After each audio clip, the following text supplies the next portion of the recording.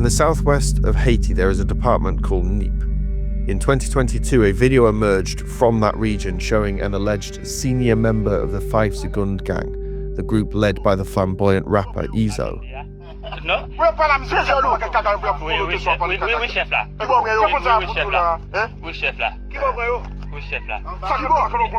It's dark, but you can clearly see that this man is on the floor. The light of the camera shines his face and the ground around him as they question him. There are clearly multiple people also standing over him. The man on the floor would be dead shortly afterwards. His name was Pwason, and he'd been tracked down not by another gang, but an armed group under the leadership of the Commissioner of Miragoâne, Jean-Ernest Muscadin. Muscadin describes Pwason as Izo's right hand, and reportedly promised that, as long as I am a government commissioner, the city of Miragoâne will remain a cemetery for bandits.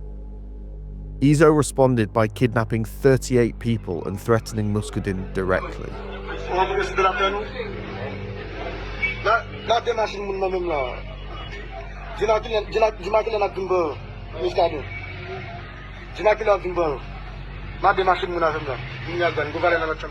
In an interview with a local outlet, Muscadin said that gangs can't enter our region or set up shop here. We've put up defences and barriers in all different towns entering the deep south, so that the whole rest of the south is safe.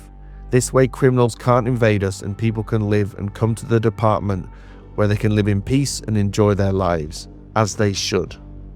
But despite his success and significant local popularity, his actions received some criticism from other politicians and human rights organisations. And yet the response from his own constituents has been positive. A huge march took place on the streets of Miragoâne in support of him, and Muscadin took aim at those criticising him by saying, "Criminals who kill and terrorise people, when these offenders are captured or killed, human rights groups defend them, without questioning the lives of the people who are their victims. They don't talk about that. Are they honest and serious people? That's a question to ask." Welcome to Deep Dive from the Global Initiative Against Transnational Organised Crime. I'm Jack Megan-Vickers, and this is Living Together, the Gangs of Haiti, Part 2, Fighting Back.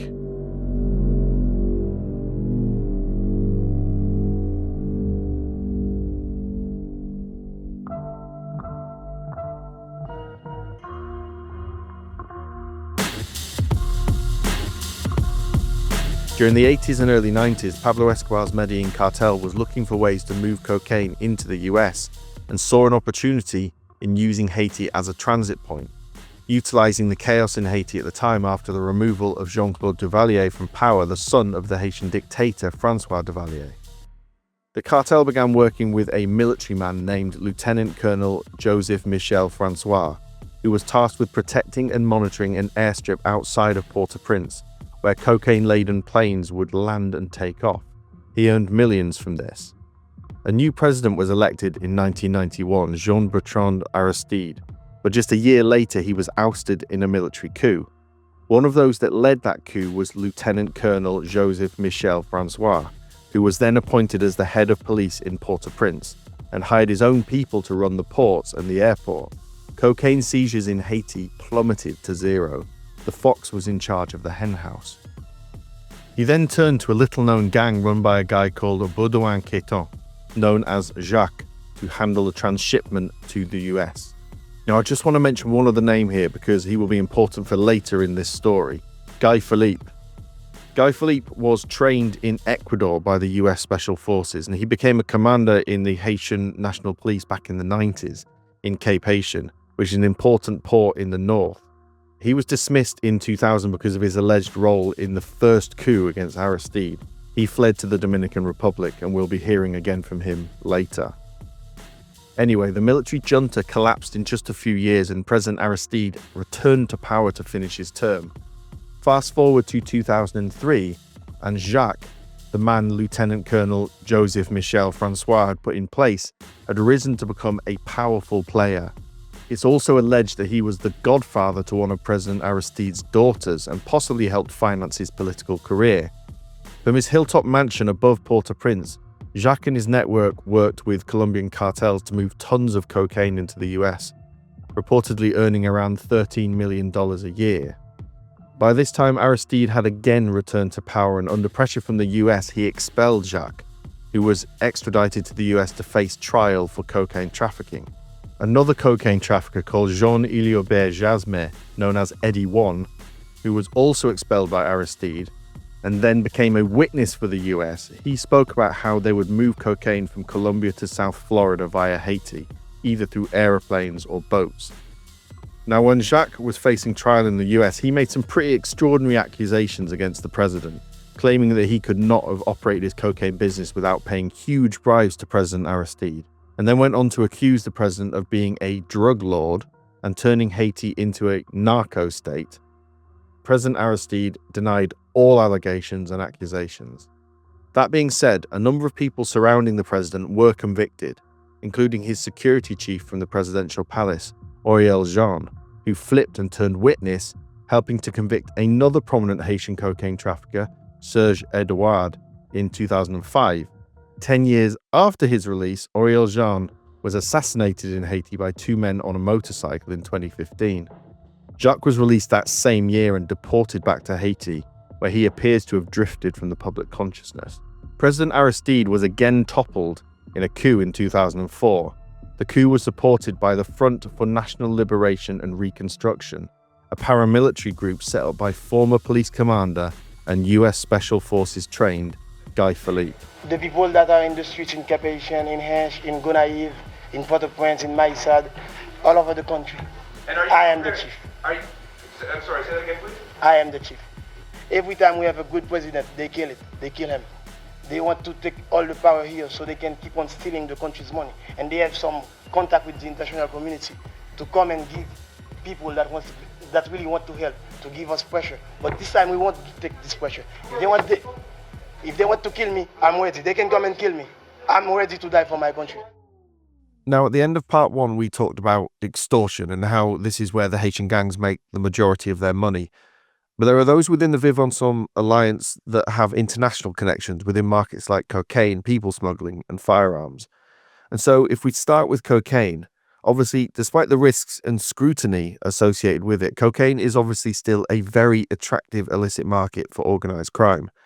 And it's no different in Haiti, because the rewards can be huge. Here's Romain. But this is a very, very small portion of the gangs that actually control and have access to international cocaine trafficking. And those gangs, therefore, are even more rich than the others because they have access to this incredible source of income, which is unbeatable, unparalleled, which is cocaine money. So those gangs, which are, again, like a very small portion of them, will get money from extortion plus cocaine money, putting them in a very, very different dynamic because they have more money than the rest. And the international connection they do have, therefore, and this has been apparently very well implemented through Vivre Ensemble, is that you therefore have a small proportion of gangs that have connection with international cocaine traffickers, for example. This is like one very precise section of the gangs. And you must have connection with Colombian traffickers in that case, and then a number of other regional traffickers or intermediaries from many countries, Venezuela, small islands in the Caribbean, Jamaica, Dominican Republic, etc., because you need to coordinate the international trafficking of cocaine, because cocaine doesn't go for Haitian market. Like, it just comes and goes and ends up like in massive shipments that have to go to Europe mainly, or maybe a bit to the US. There have been rumblings that the chaos in Haiti could see it becoming an increasingly important node on the cocaine trafficking route to Europe or the US. Indeed, Eddie One, the Haitian cocaine trafficker we mentioned a minute ago, the one who became a US witness in 2004, who helped to prosecute at least 17 other former Haitian officials, police officers and traffickers, was released early due to his cooperation. Now, you perhaps assume that Eddie would turn his back on the cocaine business that had landed him in jail, but no. After his release, Eddie One quickly jumped back into the business. In 2020, he was arrested in an operation by the Haitian National Police in Port-au-Prince, who caught him with 83 kilos of cocaine and weapons. A Colombian national was also indicted in that same conspiracy. But that being said, the vast majority of gangs in Haiti are very much local, and they rely heavily on extortion for their existence. Haitian gangs are not like Mexican drug cartels. They don't have the ability to run a tri-continental network of purchasing and distribution of cocaine, methamphetamine, and fentanyl between like Europe, Latin America, and the US, for example, like the Mexican drug cartels do. Haitian gangs are very powerful and yet very, very localized criminal actors. They operate on small turfs, small territories in Haiti, and are extremely grounded. They're not like, in a way, of course, they're transnational criminals because they have access to different markets, but they're not Mexican drug cartels. And the fact that they rely on very grounded activities also goes back again to the issue of extortion, that basically their revenue and their business model is based on the fact that you need to be grounded. If you want to extort people and economies, you need to be there. Away from cocaine, the focus is on weapons. The first example of this is the so-called guns for ganja trade. Here's Jacqueline. This involves Jamaica, ganja, marijuana, and that there's trading going on, in exchange for marijuana, they get guns, or in exchange for guns, it's marijuana. We have seen, for instance, in the Turks and Caicos, which is not far off the northern coast of Haiti, that boats that are bringing in migrants, there's been, I think, a $2 million bust, a marijuana bust that was recently in the last year that was discovered. And I think there was another one, 2 separate busts. The belief is that it's coming in from Jamaica to the southern coast of Haiti, and then it is making its way to the northern coast. It's unclear if it's by road or by sea, probably by sea. And then it's getting on these boats that normally would be used to smuggle people. According to reports, different weapons are worth a certain weight in cannabis. So 30 pounds of cannabis will get you an assault rifle, 10 pounds a handgun. A kilogram of cocaine can get you 3 rifles. Local fishermen are often used as the smugglers, and their vessels are often kitted out with better engines, supplied by the Jamaican gangs. The boats usually carry up to 3,000 pounds of cannabis. These weapons then end up in the hands of gangs in Jamaica, which has its own significant problem with gangs and one of the highest homicide rates in Latin America and the Caribbean region. Now, the weapons that are trafficked from Haiti to Jamaica are sometimes known as rusty guns, which means they're a little old. They've often come from ex-Soviet stocks originally shipped to Central and South America, but some can even be traced back to stocks from Europe. But overwhelmingly, the weapons that are swamping Haiti come from the US and are purchased through brokers who often use straw buyers. In fact, the vast cache of arms and weapons are so potent and diverse that it far surpasses that of the country's own police force. Now, ironically, Haiti does not produce any weapons. It has no firearms or ammunition manufacturing facilities or capability. So how are these gangs getting these deadly weapons? A UN report in January stated that guns and ammunition were being smuggled into Haiti by land, air, and mostly by sea from the United States, and in particular from the state of Florida. Here's Bill. Yeah, this is a real scandal, actually, because the UN Security Council, in addition to creating the multinational force, and in addition to creating a sanctions committee to put sanctions on people responsible for the violence, whether that's a gang leader or a politician or a business person or all three in one, they also imposed an international arms embargo on Haiti. And that embargo is being violated right and left. Most of the weapons come from the United States. It's over 80% for sure, probably 90% come from the United States. They come directly, a chunk of them, from Florida mostly, but also from Texas and Louisiana, it seems. And they have buyers, straw buyers, which that is illegal. Even in the United States, some of these purchases are illegal. And it certainly is illegal to send that kind of weapon outside the country without proper licensing and permits. So that's clearly illegal. And they have buyers, often members of the Haitian diaspora, who are linked with gangs, and there are, tragically to say, in the United States. And they facilitate these purchases and the shipments.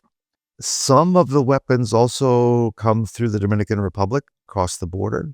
So they, again, mostly starting in the US, but then going to the DR and then across. They are very heavy weapons. You're right. In most cases, most times, the gangs have more firepower than the Haitian National Police, and obviously that's a huge disadvantage. So there's a problem, obviously, on the U.S. side of it. There's a failure to inspect, a failure to enforce U.S. laws to catch these weapons as they leave. There's also clearly a failure with Haitian customs at the airports to inspect what's coming in. In March this year, Dominican customs officers seized a huge quantity of ammunition, 36,000 cartridges and 23 firearms, which were sent from Miami and destined for Haiti. This came just a short time after the seizure of 37 weapons sent through the same port in Santo Domingo. In 2024, a senior Dominican police officer alongside 9 other officers was arrested as part of an investigation that had seen 900,000 projectiles sent over the border into Haiti. He allegedly received cash stuffed in a bag after each delivery. After the emergence of vigilante, the whole process of purchasing firearms has been streamlined. Ironically, there are more illegal weapons in Haiti now than ever before, despite a UN arms embargo. Here's Romain. What we see is that since the installation of Vivre Ensemble, apparently the gangs have been very good at coordinating the effort to get weapons and ammunitions, meaning that it's not like all the gangs get on the market and start buying weapons and ammunitions. Is that you have certain gangs that have the contacts and the ability and the networks and the money to acquire weapons and ammunitions and then resell them or redistribute them among other gangs that go through them to actually buy them from international markets. And those come from, again, from the US. They come from the Dominican Republic with the complicity of corrupt army, corrupt police officers, corrupt custom officers. And this has been documented and proven even by the Dominican courts and Dominican justice that have been, prosecuting police officers, army officers, and customs officers over the past weeks and couple of months on cases of massive shipments of weapons and ammunition going to Haiti. And this is also critical for gangs because gangs have always been interested and organized around key points of entry to the Dominican Republic. And over the past year, they have been able to push into that and to actually control lots of regions that are official points of entry and transit at the border, but also a couple of illicit places. So the gangs have been very good at moving towards the border because they know that from the border you control weapons trafficking, drugs trafficking, human smuggling, and any other sort of contraband that happens between Haiti and the Dominican Republic. So they do have that connection as well. Earlier, I very briefly mentioned the former leader of 400 Mawazo called Jolie Germain, known as Yon Yon. He was extradited to the US in 2022 and sentenced to 35 years in prison for his crimes. One of the most interesting things to come out of his trial related to weapons, because he smuggled firearms into Haiti from the US for the gangs.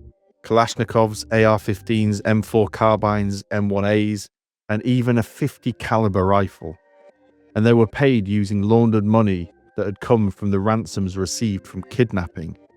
Alongside Germain, his US girlfriend Elianda Tunis, who styled herself as the queen of 400 Mawazo, was also sentenced to 12.5 years for her role in the conspiracy.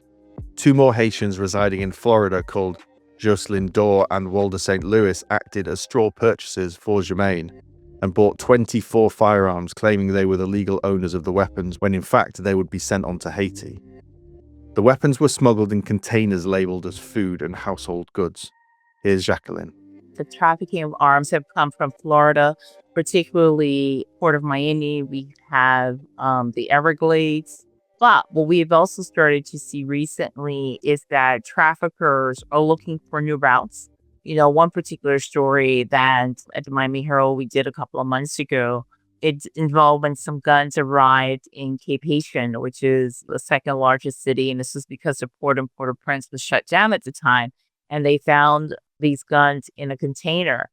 And so in this particular scenario, and I think that unfortunately it happens more than we know, a gentleman pulled up to a lot where they were basically gathering boxes to fill out a container to ship to Haiti. And the gentleman said, I have a box and a casino table that I would like to send. How much is it? And the person who was doing the container gave him a price. He gives his box, is already taped up. He gives the container a table. He gets a receipt. He gives the person that needs to get this information when you arrive. And a couple of weeks later, the police officers that are in Haitian, they're there, but they're actually having to go through everything by hand in the hot sun. And they see that there's a worker, an official that's there who shows up and says, "Hey, you know what? That box, that casino table, those are mine. You could just give it to me. You don't need to check it." And so the police officers, they got very suspicious. And these are actually like anti-drug trafficking cops who are now having to go through, customs stuff. And they're seen as customs official, like, and they're like, "This is strange." And the guy is insistent. He's already have one box in his vehicle. And so thank goodness for police training, because they said, something's not right. And they started to search. And that's when they found the weapons. And it was a cache of arms that they discovered. And then the next week, they discovered some more. There is no scanner in the entire country to scan weapons. And on the side of the United States, they tell us that they only search shipments if there's a tip. So a lot of this is going in by sea, it's going in by boat, by containers, and it's getting through. Again, we've seen the strategic thinking of the gangs under Vivanson. As Romain said, they have pushed out into the border areas with the Dominican Republic because securing those entry points makes the likelihood of weapons getting into Haiti much easier. And this is actually a good marker in how the Haitian gangs have developed and evolved, because until recently, it was much more difficult to get hold of weapons. Right before the assassination of President Jovenel Moïse, in my investigation with my colleague, Jay Weaver, what we have found is that some of the alleged people who were involved, they were having conversations with some of the gang members, and they were trying to get the gang members on board. And at the same time, they were also calling around town trying to get access to guns because they didn't have enough guns and they couldn't ship the guns in. Today, if you were to think about trying to repeat this scenario, they don't have to call anybody. The guns are there. There's not a desperate reach for arms. So if you want to talk about what the before and after, before you didn't have as many guns. And so these guys were there. They were more menaced than threatening. But today they have military grade weapons. Today they are flooded with weapons. And so what do they need the politicians for? They've been able to function up until this very moment in the last 3 years with the total absence of any elected official. This proliferation of weapons in Haiti has caused some concerns in the region, with other Caribbean nations stating that migratory flows could be used to smuggle weapons into their countries. Indeed, that's one thing that's been happening in places like the Turks and Caicos Islands. Routes originally used for the movement of people are now being used for weapons and drugs as well, and gang violence has increased there as a result. In mid-August, the Turks and Caicos Islands police force were responding to a call about the illegal landing of 15 Haitian migrants. They also found $131,000 worth of marijuana. You see, this is a common route for migrants attempting to illegally enter the US or Canada.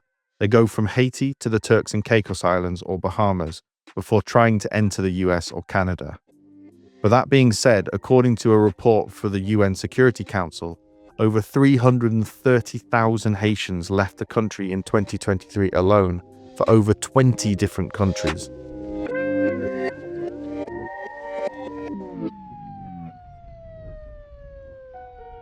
So during this investigation into the situation in Haiti, we've tried to show the different ways that gangs control their territory through things like extortion and kidnappings. But one absolute staple for a criminal gang attempting to control an area and population is the threat of violence. And in the case of Haiti, that violence is often more than just a threat, it's a reality, and it's brutal. And this is an ever-changing situation. Life can look very different depending on which gang controls the territory. So with that in mind, what's it like to live in these areas that are under the heel of the gangs? 2 years ago, I remember being in the eastern part of the capital in Tabar, and where you have the major gangs, Katsamauzo, Krasibaye with the Vigilante, and then you have another gang, Chemishan. And what people were saying to me, for instance, like people who lived in the area of Chemishan, that if people had a dispute with their neighbors, it was the gang leader who basically adjudicated that dispute and basically gave whatever the punishment or whatever that was going to be. we've heard and we've written about with Catamaozo. They started off as, sort of stealing cattle and extortion. And now they've basically taken over people's businesses and they've burned people's businesses to the ground. And that has become a very, serious issue. We have seen the UN just recently issued a report that said that last year there were at least 6,500 gender-based violence incidents, and two-thirds of those were rapes.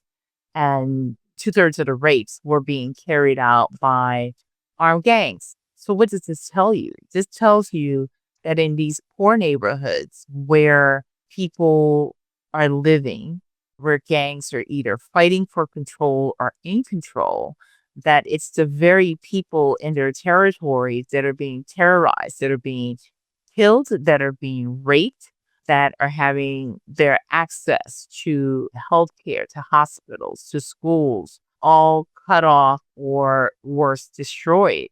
So, yes, the gang members often you will hear when they project themselves and they talk about the pain of the population, they talk about the inequality that exists.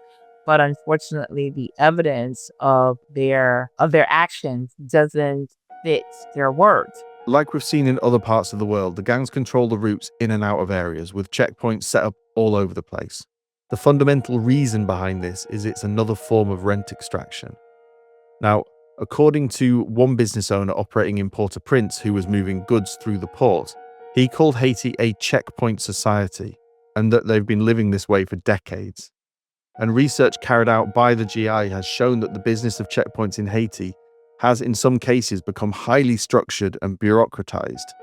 For example, if you are someone who regularly passes through checkpoints, you can ask for a pass that allows you to pay a lump sum just once a week, rather than deal with the daily delays that checkpoints create. The driver has to present himself to a person known as the tutor, who is stationed in a nearby office. Over the course of a day, some checkpoints can make up to $8,000 and given the GDP per capita in Haiti is around $1,700 annually, you can see how much money these checkpoints are generating in relative terms. As we've heard, according to estimates, gangs now control around 85 to 90% of Port-au-Prince.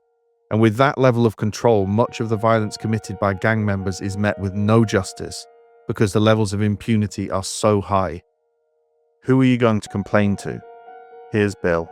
When I interview these survivors of sexual violence, I had to ask the question, even though I know the answer. I said, did you report this to the police? And they said, what police? What do you mean? There's no police. I said, did you go to the courts? What court? Why were you? They looked at me like I was crazy. And so that's the reality, the dire reality.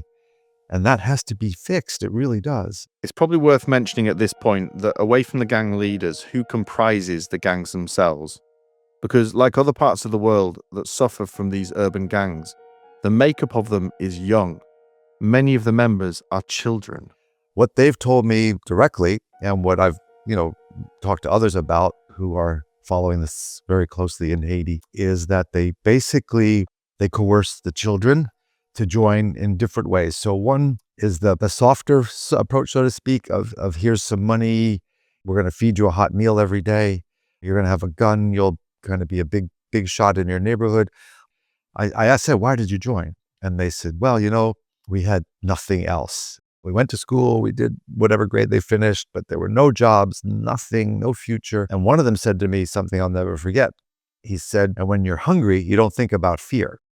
The other way is much more brutal in that they will be threatened. Gang members will go up to a young person and say, essentially, join or else. Join this gang or else we'll kill you or rape your sister. And you have to prove yourself. And again, this is not unique to Haiti. So you might start out, okay, you're a lookout. You're just at a corner and you watch and you report, are the police coming? Or is this guy, where's that guy going? Or this license plate? And then maybe you become a messenger. You take something from gang leader A to outpost B.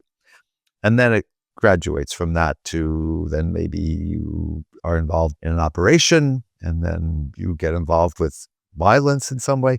And so then you kind of are almost entrapped at that point because you've been sucked into this. So I think it's a combination of methods that they use, but they are preying on an extremely vulnerable That's the key, I think. If these kids had any other option, and this is what they've also said, there's a nun I work a lot with who works in one of the worst gang areas.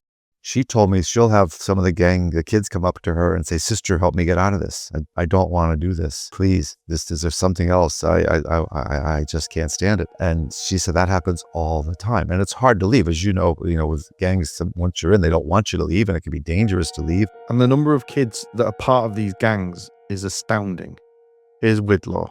According to a UN entity, more than 50%, I'm seeing numbers up to 70% of gang members, underage kids that are forced to be enrolled in these criminal organizations. Now, when a gang controls everything from movement to life and death in these brutal little fiefdoms, women and girls often suffer the most.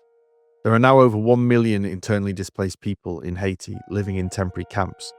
According to a UN report, 90% of women interviewed had no source of income at all. A significant proportion of those had resorted to prostitution. Alongside this, gangs control access to aid, and often rape is being used in most camps as a deliberate tactic to control access to humanitarian assistance. There was this one story where a gang launched an attack in Cité Soleil, and the woman interviewed said that people were being shot, houses were being burned, so she and her husband decided they needed to leave with their children. They walked for hours before eventually being stopped by a gang. They separated her and the children from her husband, who was talking to the gang members. They proceeded to rape her in front of her 2 crying children. After this ordeal, she asked to see her husband, and she was taken by a gang member to his badly beaten body, and she was knocked unconscious. When she woke, she saw the burning remains of her husband's body lying next to her. She was raped again about 2 weeks later by 3 men as she was out searching for food for her children. In a separate incident, her own daughter was raped by 2 gang members at the age of 9. Here's Bill. The UN Human Rights Bureau within the UN mission in Haiti basically stopped giving statistics because they said whatever statistic we give would be so misleadingly low, we don't want to do it. We can't keep up with the number of cases. And we know there's a huge amount of underreported cases because of the stigma and I interviewed some survivors of sexual violence. And these were not women who were recruited in a gang. These are women who were sexually abused by gangs, which is, that's really common. And that's a tactic. I mean, that's systematic. When I talk about the systematic policy of gangs, that's one of them, again, to show control. We dominate this area, especially when they take over a new area. Sexual violence goes off the charts. But the girls who end up in the gangs often are sexual slaves, essentially. And they'll also do cooking, cleaning up around the headquarters, that kind of thing. But it's pretty horrible. And then the other danger that they all face, as I said, it's hard to leave a gang. It's hard for another reason I haven't mentioned, is that there are these self-defense groups, the Bwa Kale, who it's judge, jury, executioner, literally. And some women, there have been cases where women who were suspected of having been a gang member, a girlfriend or whatever of a gang member or leader, they've been killed. If they've lost that protection for whatever reason, and certainly young men or anyone who's in a neighborhood where they're not recognized now, they don't have an ID, or if they have a certain tattoo, they are killed on the spot and the body's burned. And that's increasing, and that's very worrying. What Bill is talking about here is something known as Bwa Kale in Haitian Creole, which means something like bare stick. Now, vigilante groups or self-defense forces have been around in Haiti before, but the current Bwa Kale movement emerged in 2023, and one incident made international headlines. The Haitian National Police stopped a minibus carrying 14 passengers and subsequently found automatic weapons and ammunition. The passengers were taken to a local police station, but local residents who'd been terrorized for years by gangs discovered this and stormed the police station, overpowering the officers and dragging out the alleged gang members, who were then stoned, lynched, and set on fire. The video of this event went around the world, showing a pile of bodies smoldering away. This led to a series of reprisal attacks against other suspected gang members from communities that had had enough. In the rural region of Artibonite, Izzo sent members of his 5 Segond gang to a place called Miragoâne in 2023. This led to a battle between a local defense force and the gang members. 30 people were killed and a number of others were injured. 800 people fled their homes, and the gang members that fled were pursued and caught by a Bwa Kale group and subsequently lynched and burned alive. Few gang members make it as far as a police station, and even those that do aren't safe. The symbols of Bwa Kale are the machete, the tire, gasoline, and matches. It began April 24th when police captured over a dozen gang members and a crowd gathered demanding revenge. Word spread, sharpen your machetes, and even in the churches, pastors called on their flocks to take action. Haiti's Canadian-backed Prime Minister has condemned the movement, but he's been widely ignored, even by his own police force. Since April 2023, there have been over 600 cases of public lynchings and executions allegedly committed by Bwa Kale groups. Here's Whitlaw.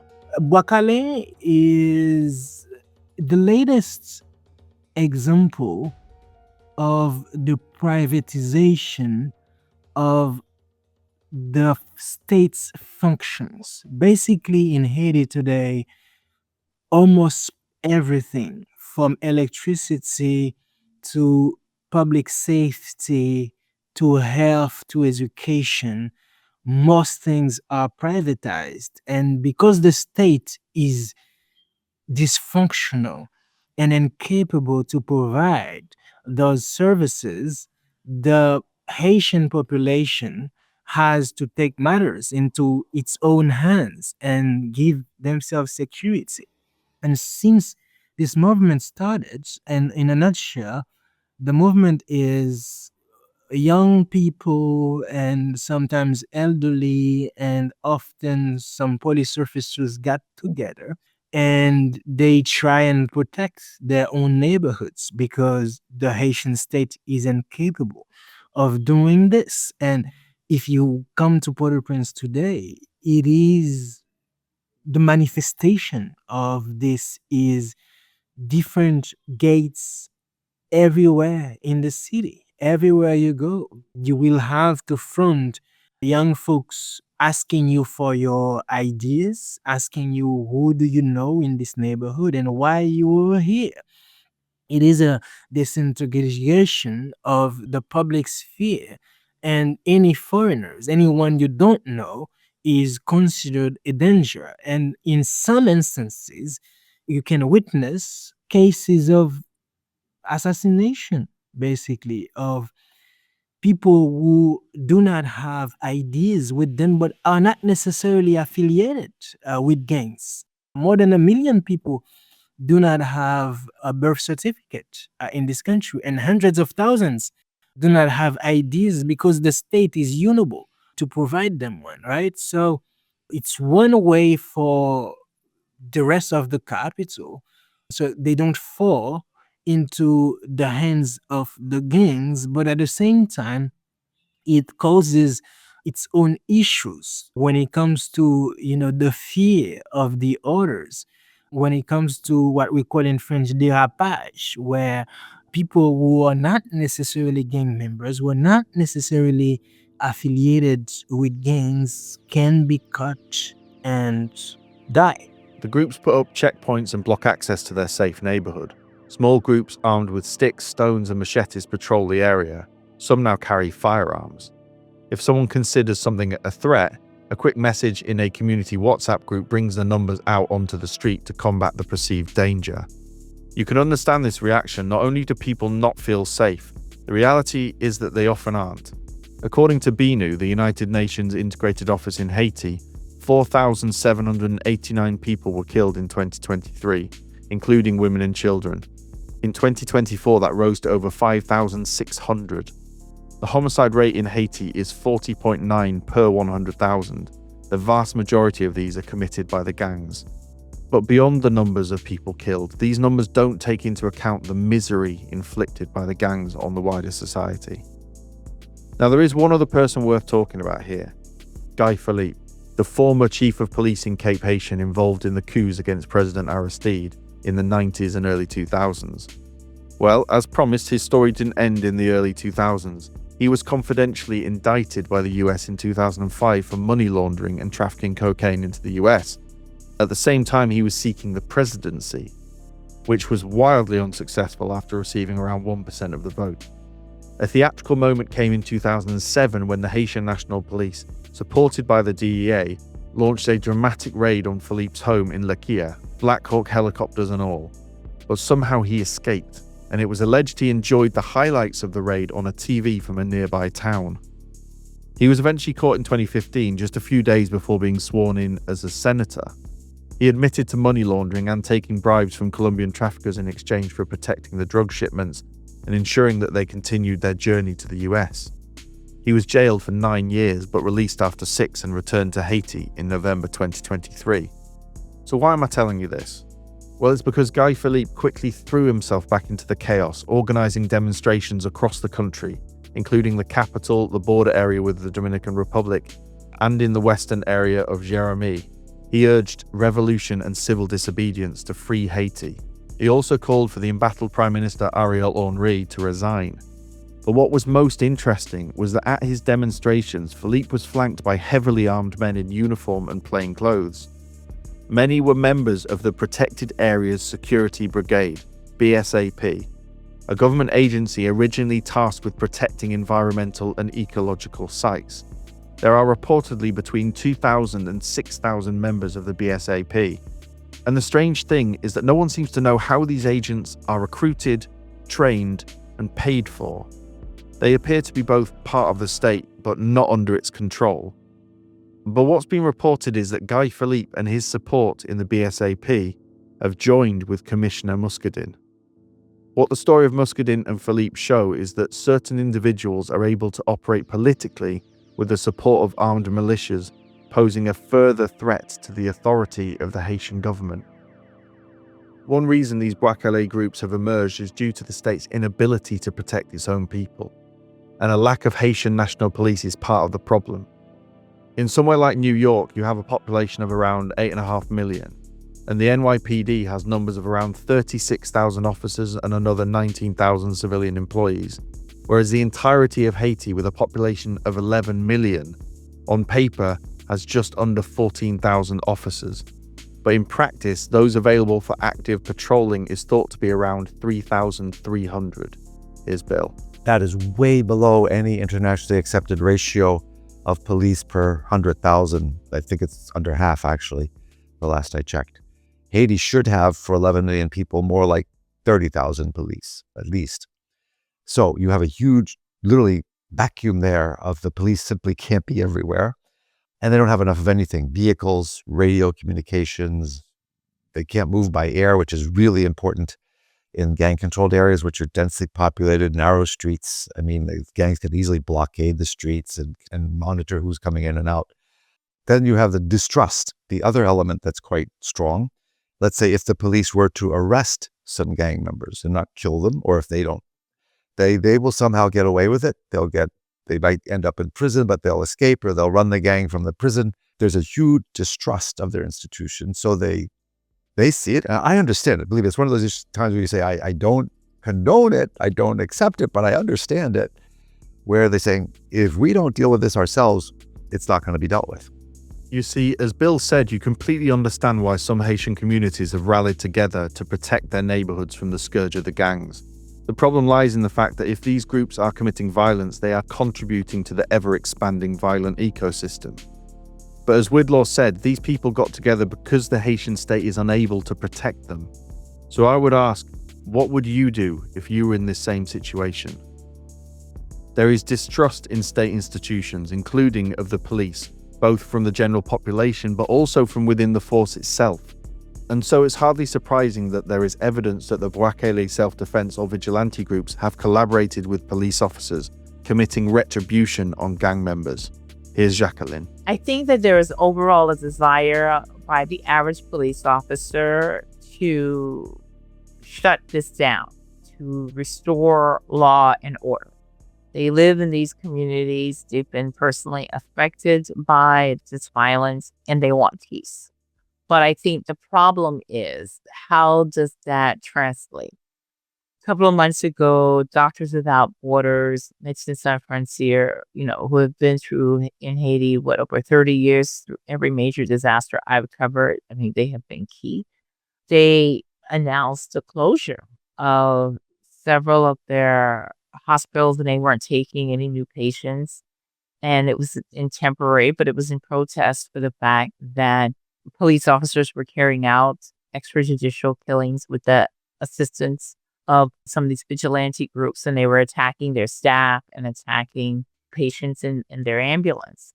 The United Nations, in the most recent report the Secretary General gave the Security Council, they highlighted the fact that there are a disturbing high number of police officers who were involved in extrajudicial killings or people who have been killed during police operations. Truth be told, for those police who do want to go after the gangs, having a potentially friendly self-defense force running a neighborhood helps in that fight. Indeed, as we just heard from Jacqueline, some serving police officers have been directly involved in the vigilante groups. In addition to that, these same groups can work with police for intelligence purposes or provide support where needed. The problem lies in the medium term, as these groups and those who lead them gain more power and influence in an area, distributing justice and settling disputes and so on. They are performing the task that the state should be, leading to a further disconnect between the people and the institutions of the state. In addition to that, there is also a risk that the self-defense groups slowly morph into the very thing they are fighting against.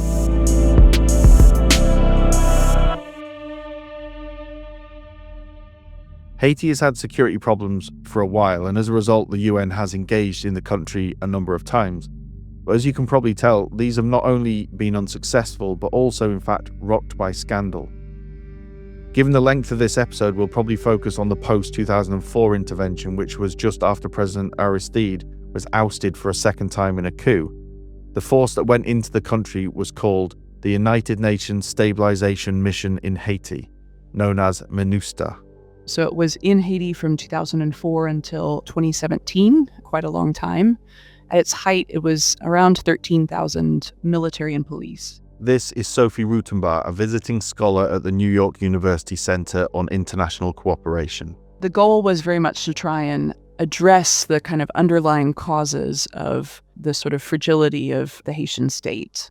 And so it had efforts kind of, working on rule of law, working on justice, working on reducing violence in communities. So it was a pretty kind of large mission with a pretty ambitious mandate. Led by Brazilian forces, the mission undertook some pretty robust actions against gangs in different parts of slum areas of Port-au-Prince, Cité Soleil most notably, and in a sort of robust way that not a lot of peacekeeping operations had done before that. The experience of MINUSTAH can almost be split in two, pre-earthquake and post-earthquake. In January 2010, a huge 7.0 magnitude earthquake struck with an epicenter just 15 miles from the Haitian capital of Port-au-Prince. 220,000 people were killed in the quake. Large swathes of the capital was reduced to rubble. It was at a point where they were starting to think about sort of winding down in kind of 2009 to 2010 with the election and preparation. And then the earthquake hit in January 2010. And the damage was just so massive that to sort of assist with the recovery, MINUSTAH was increased in size and ended up staying for several more years. And I think that's really where the reputation of MINUSTAH, it was sort of, there were concerns about sort of its use of force and the harm caused to bystanders and innocent civilians and some of its efforts against gangs before the earthquake. And then after the earthquake, you have cholera and you have reports of sexual exploitation and abuse. And I think those have just sort of tarnished the whole image of not just peacekeeping in Haiti, but also the UN in general. Let's just linger on these points for a moment. Cholera, something Haiti is still grappling with, had not been present in the country for nearly a century until this point. Investigations revealed that it came from a specific UN peacekeeping camp, where sewage was discharged from the base into the Artibonite River and its tributaries, the waters of which were used for washing, bathing, and drinking. Here's Widlaw. One debate that is coming to maturity today in Haiti is the fact that we've had peacekeeping mission from 2004 to 2017 in the country.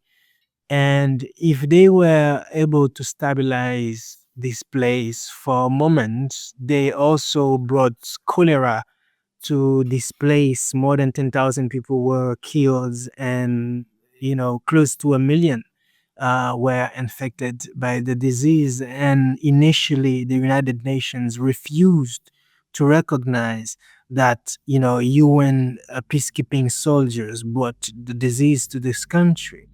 That's right. For many years, the UN denied that one of its camps was the source of this huge outbreak, until protests in Haiti forced the organization to issue a public apology. But the UN did not accept legal responsibility, citing diplomatic immunity. Those impacted have still yet to receive any compensation, and the money from the UN for improved infrastructure has been minimal. According to estimates, 4,000 people died within the first 6 months of the outbreak, reaching around 10,000 people.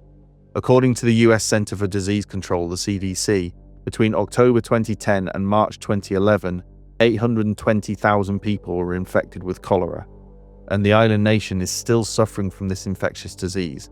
From October 2022 to April 2024, another 82,000 cases have been reported. There is also another case that's worth mentioning, and that was a Haitian National Police operation in 2017 in the Grand Ravine neighbourhood of Port-au-Prince.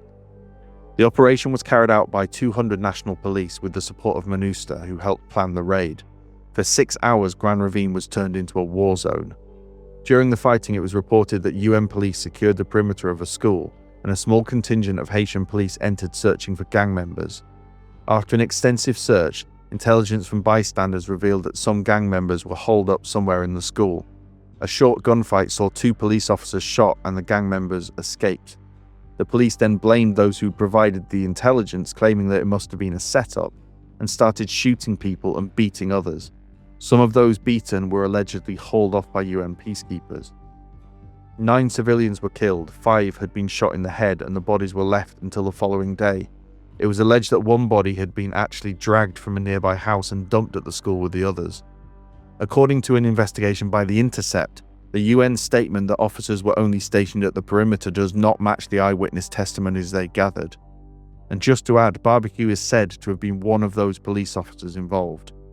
The other major scandal to rock MINUSTA was the sexual abuse. Some girls as young as 11 were being sexually abused and impregnated by UN peacekeepers and staffers before being abandoned when they left the country. Back in January, a report commissioned by Haitian activists accused UN peacekeepers of raping hundreds of people in Haiti. More than 200 women, men, and even children say they were abused in transactional sex incidents in exchange for food and medicine. Hundreds of kids are still today in Haiti without father and without economic support. And many of these kids were fathered in sexual abuses situations while the UN peacekeeping mission was here. Hundreds of cases of human rights violations, people are assassinated, etc. The kids that Widlaw talked about, so many were born that the Haitians nicknamed the children Petit MINUSTA. Again, compensation to these women and girls has been minimal or absent. One woman speaking to CNN said that the UN treat us as less than human. Money that was designated for the victims was, according to the CNN investigation, siphoned off by on-the-ground aid organizations rather than given directly to the victims. A year after the public apology, the UN peacekeepers withdrew from the country following a resolution from the UN Security Council ordering their removal. One interview with a Haitian I came across said that after years of running around and false promises from the UN, nothing has happened. Another said, "I am very angry that the UN is leaving, as it's left us with nothing. They should take responsibility. They know about the kids. They did DNA tests and they told us they're positive but never gave us the results." It's a fairly damning indictment. In addition to these scandals emanating from the UN mission, international NGOs like Oxfam were also mired in scandal after sickening reports emerged in 2018 of its own staff being involved in significant sexual abuse of Haitians. Some of those victims alleged that they were beaten by staff. When the revelations came out, President Moise said that it was the tip of the iceberg. So given the very recent history, there is a completely understandable suspicion towards UN missions and international NGOs alike.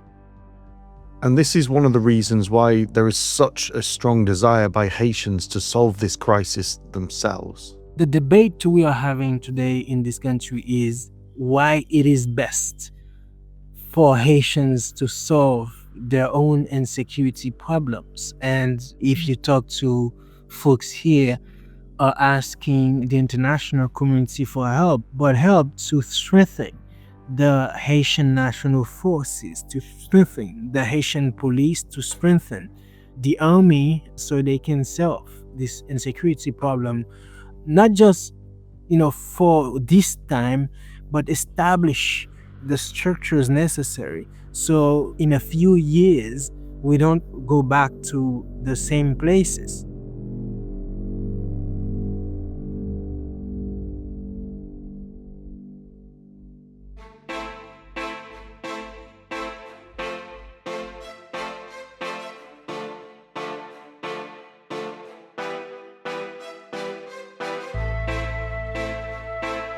That's it for part 2 of Living Together, the Gangs of Haiti. I'd like to thank Widlaw, Sophie, Jacqueline, Bill and Romain. In the final part of this series, we'll be looking at the international response to what's going on.